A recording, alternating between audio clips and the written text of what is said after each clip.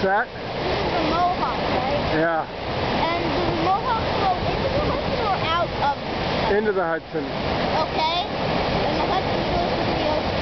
So, I'd say after this, a lot of litter is going to be pushed out of here. And that means a lot of litter is going to go into the Hudson.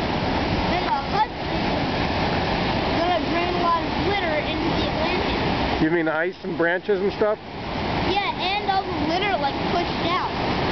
Like what litter?